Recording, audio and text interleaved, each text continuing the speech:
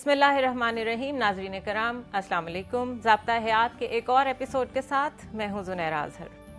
ہمارا آج کا موضوع ہے طعن و تشنیع اور مذاق اڑانا.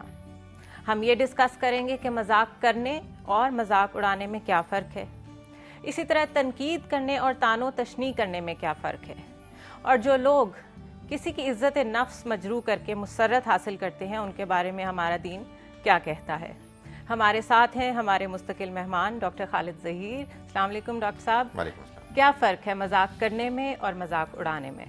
دیکھیں جی، مذاق کرنا تو ایک بڑی انسان کی نفیس عادت ہے. اس سے زندگی پر لطف ہوتی ہے، انسان کے اندر زندگی میں رونق آتی ہے، دوسرے لوگ خوش ہوتے ہیں. جب آپ مذاق اڑاتے ہیں تو اصل میں دوسرے شخص کو کہ جس کا آپ مذاق اڑا رہے ہیں تکلیف دیتے ہیں. آپ مذاق اڑا نہیں سکتے جب تک کہ آپ اپنے آپ کو دوسرے سے بہتر اور برتر نہ سمجھیں اور دوسرے کو اپنے سے کمتر اور گھٹیا نہ سمجھیں.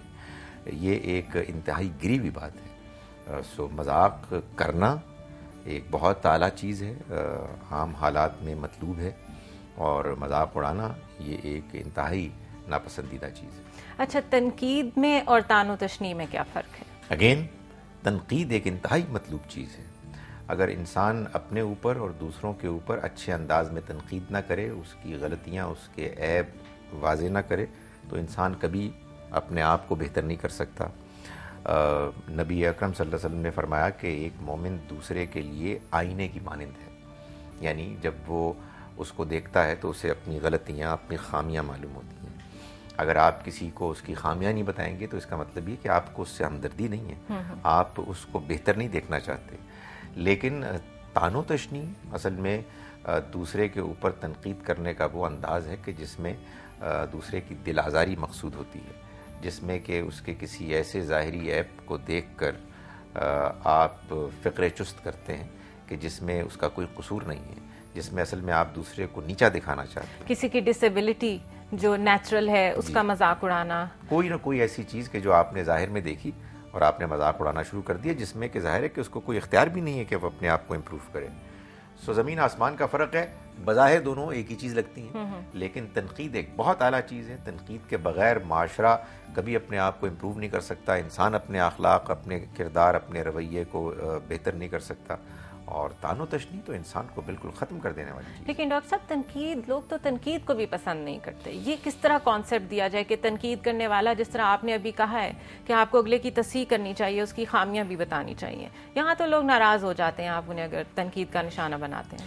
یہ اصل میں انسان کی شخصیت کی شلو پن ہے. یعنی اس کے اندر جو ایک ہونا چاہیے نا مضبوطی، اس کی کمی ہے. ورنہ حقیقت یہ ہے کہ اگر انسان اپنی اصلاح کی طرف مائل ہو اور اس کو یہ احساس ہو کہ میں جب تک کہ اپنی خامیوں کو جان کے ان کو دور نہیں کروں گا میں بہتر انسان نہیں بن سکتا، تو وہ تو تنقید کو ویلکم کرے گا. عمر رضی اللہ عنہ کا قول ہے کہ وہ فرماتے تھے کہ میں اپنے اس محسن کی تلاش میں رہتا ہوں کہ جو مجھے میری خامیوں کا تحفہ پیش کرے اور مجھ کو بتائے کہ میں میرے اندر کیا کیا کمزوریاں ہیں. یہ جذبہ اگر انسان کے اندر ہو تو انسان تنقید کو ہمیشہ مثبت طریقے سے لے گا. لیکن ظاہر ہے کہ تنقید کرنے والے کی بھی ذمہ داری ہے کہ وہ جب دوسرے کی خامیاں بیان کرے تو اچھے انداز میں بیان کرے، اصلاح کے مقصد کے لیے بیان کرے، اور دوسرے کو انکریج کرے کہ وہ اپنی ان کمزوریوں کو دور کرے، اور وہ کر سکتا ہے. اور تنقید کرنے والے کو اپنا دوست سمجھے. اپنا دوست سمجھے. ناظرین، یہاں پہ چھوٹا سا وقفہ لیں گے، ہمارے ساتھ رہیے گا.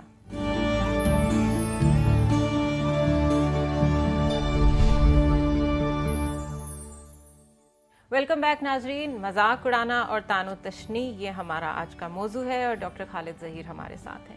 ڈاکٹر صاحب، مزاح نگاری میں تو کوئی چیز تخلیق ہی نہیں ہو سکتی جب تک آپ کسی چیز کا مذاق بناتے نہیں ہیں، مذاق اڑاتے نہیں ہیں. یعنی کہ بہت ایک ضروری امر ہے یہ اس کے لیے. اس کو کس طرح لیتے ہیں؟ دیکھیں، یہ بڑا مسئلہ ہے انسان کے ساتھ کہ انسان یہ محسوس کرتا ہے کہ جب تک کہ وہ بد اخلاق نہیں ہوگا وہ مزاح نہیں کر سکتا. میں سمجھتا ہوں کہ یہ بہت بڑی غلط فہمی ہے. حقیقت یہ ہے کہ آپ مزاح کرتے ہیں جس میں کہ آپ کسی شخصیت کو سامنے رکھ کر آپ اس کو ٹارگٹ نہیں بناتے، تو آپ اس کے باوجود بھی معاشرے کی اور معاشرے میں مختلف جو کردار پائے جاتے ہیں ان کی خامیاں نمایاں کر سکتے ہیں اور اس کے نتیجے میں اصلاح بھی کر سکتے ہیں اور مزاح پیدا بھی کر سکتے ہیں۔ یہ طبیعت کی خرابی کا ایک نتیجہ ہے کہ لوگ یہ سمجھتے ہیں کہ جب تک کہ کوئی شخص نمایاں کر کے اس کی ذلت اور رسوائی کر کے اس کو گھٹیا قرار دے کے اس کے عیبوں کو بیان کر کے جب تک کہ مذاق نہ کیا جائے، مزاح نہ کیا جائے، اس وقت تک مزاح نہیں بنتا۔ میں سمجھتا ہوں کہ جن لوگوں کا یہ ٹیسٹ ہے ان کو اپنے ٹیسٹ کو امپروو کرنا چاہیے۔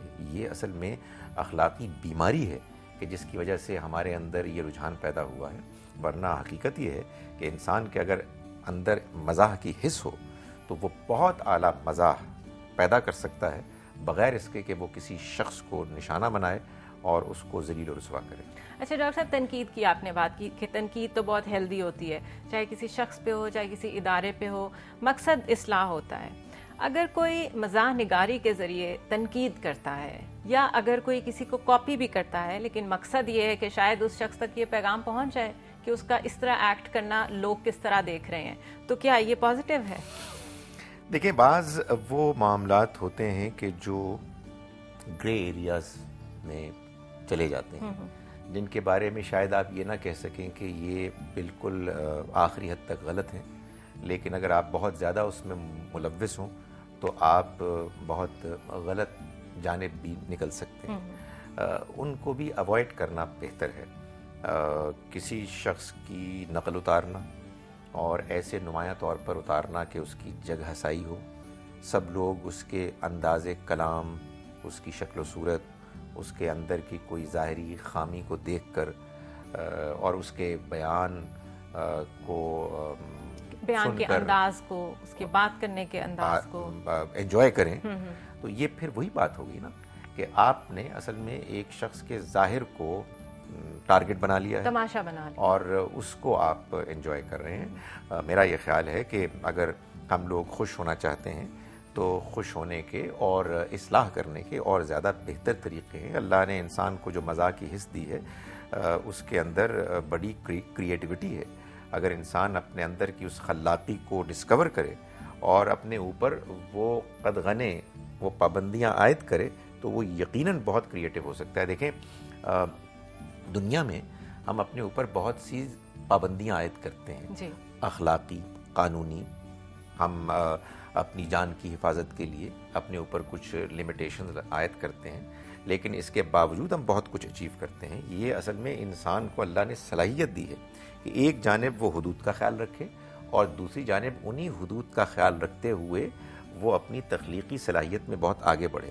چنانچہ اللہ تعالیٰ نے جو ہم کو اخلاقی حدود بتائی ہیں ان کی پابندی ضروری ہے، انہی میں ہماری بھلائی ہے، انہی میں ہمارے اخلاق کی برتری اور بلندی ہے، اور انہی میں رہتے ہوئے ہم بہت اعلیٰ مزاح اور زندگی میں پر لطف انداز میں جینے کا سلیقہ سیکھ سکتے ہیں۔ اچھا ڈاکٹر صاحب، ہیں تو یہ باتیں سننے میں آلموسٹ ایک جیسی، شاید آپ کو لگے میں بار بار آپ سے ایک ہی بات پوچھ رہی ہوں، لیکن چھوٹے چھوٹے فرق سے کئی دفعہ چیزیں بڑی مختلف ہو جاتی ہیں۔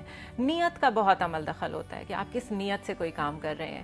کچھ لوگ عادتاً ایک حصے مزاح رکھتے ہیں جس میں وہ آتے جاتے لوگوں پہ پھپتیاں کستے ہیں، اور وہ ارد گرد کے لوگوں کو بھی پتہ ہوتا ہے کہ یہ عادتاً ایسا ہے۔ ایسے شخص کے بارے میں کیا کہیں گے آپ؟ دیکھیں، بات یہ ہے کہ عادت بھی انسان کی اچھی ہونی چاہیے۔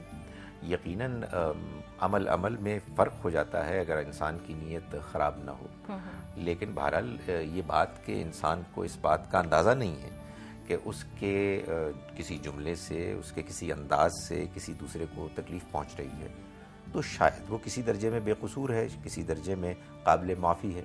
لیکن اگر فرض کیجئے کہ اس کو یہ بات معلوم ہو جاتی ہے کہ وہ جو کام کر رہا ہے اس کے نتیجے میں یقیناً ہزاروں لاکھوں لوگ ہنس رہے ہیں، لیکن ایک شخص ہے کہ جس کا دل دکھ رہا ہے اور وہ پریشان ہو رہا ہے اور وہ اپنے آپ کو ذلت اور رسوائی میں محسوس کرتا ہے، تو یقیناً یہ ایک بہت بڑا ایک بد اخلاقی کا اور گناہ کا کام ہے۔ اس لیے اپنی عادتوں کو بھی ٹھیک کرنا چاہیے۔ ناظرین، وقفہ لیں گے۔ میں تو بہت ڈر گئی اور میں سوچ رہی ہوں میں کس کس کا مذاق اڑاتی ہوں، کیونکہ جو آخری کویسچن میں نے کیا یہ عادت اصل میں میرے میں ہے۔ تو یہاں پہ ہم چھوٹا سا وقفہ لیں گے، ہمارے ساتھ رہیے گا۔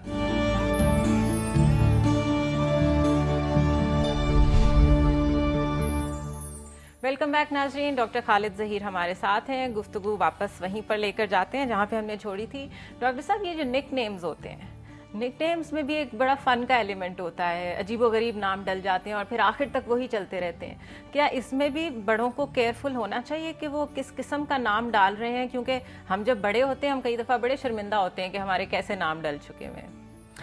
یہ جو قرآن مجید نے سورہ حجرات میں بات بیان فرمائی ہے کہ وَلَا تَنَابَزُوا بِالْأَلْقَابِ, لوگوں کو ان کے القاب, برے القاب سے نہ پکارو, تو اس میں ظاہر ہے کہ جس چیز سے روکا گیا ہے وہ یہ ہے کہ جیسے کہ ہمارے معاشرے میں بھی ہوتا ہے کہ کسی شخص کی کوئی ظاہری خامی دیکھی اور اس پر اس کا وہ نام انہوں نے رکھ لیا, اور اس نام کے رکھنے کے نتیجے میں وہ اسی نام سے پھر منسوب اور مشہور ہو گیا, اور اس کو جب بھی اس نام سے پکارا جاتا ہے اسے تکلیف ہوتی ہے, پریشانی ہوتی ہے. ظاہر ہے کہ یہ وہ چیز ہے کہ جو پھر بد اخلاقی ہے.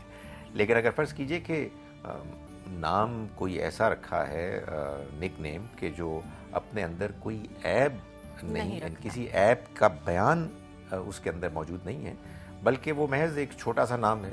ہمارے ہاں منا, پپو, گڈو اس طرح کے نام رکھے جاتے ہیں جن میں کہ کوئی عیب کا بیان نہیں ہوتا. صحابہ کرام میں سے بھی بعض کے اس طرح سے نام پڑے تھے اور ان کو ظاہر ہے کہ معیوب نہیں سمجھا گیا, تو اس میں کوئی حرج نہیں. لیکن اس نام کے رکھنے میں یقیناً حرج ہے کہ جس نام میں یہ بات واضح ہے کہ اصل میں دوسرے شخص کے کسی عیب کو بیان کیا جا رہا ہے.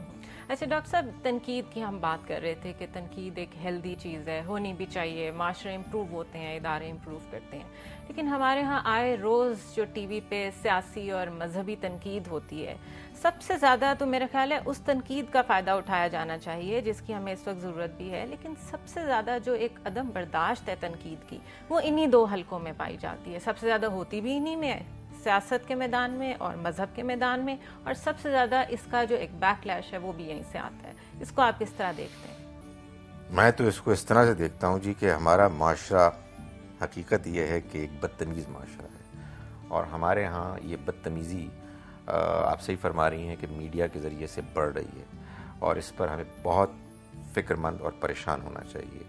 تنقید جیسی خوبصورت, عمدہ, انسان کو اس کے اخلاق, کردار میں بھی اور معاشروں کو ان کے عمومی رویوں میں بھی اور مادی معاملات میں بھی ترقی دینے والی چیز تنقید, وہ جب منفی ہو جاتی ہے تو پھر اس میں بجائے اس کے کہ کوئی امپروومنٹ کا کوئی امکان ہو, انسان بھی اور معاشرے بھی بگڑنے لگتے ہیں.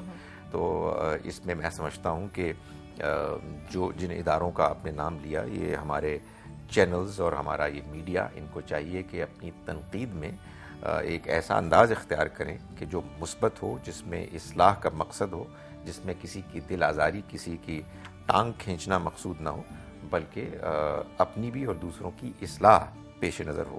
میں دوسرے پر تنقید کروں اور یہ نہ دیکھوں کہ میرا اپنا کیا کردار ہے, صحیح. میں جس کے اوپر کیچڑ اچھال رہا ہوں وہ عیب کیا میرے اندر نہیں ہے. انسان جب کسی کے بارے میں منفی گفتگو کرتا ہے تو اس کو یہ اندازہ نہیں ہوتا کہ اس گفتگو کرنے سے پہلے میں خود تو اپنے آپ کو اس اصول پر تولوں کہ جس اصول کی بنیاد پر میں دوسرے پر تنقید کر رہا ہوں. آخر یہ چیز ہمارے اندر کیوں پیدا نہیں ہوتی؟ اور اگر یہ چیز پیدا نہیں ہوتی تو میں آپ کو بتاؤں کہ اس کے نتیجے میں جس اخلاقی گراوٹ میں ہم مبتلا ہو جاتے ہیں اس سے نکلنا آسان نہیں ہوتا.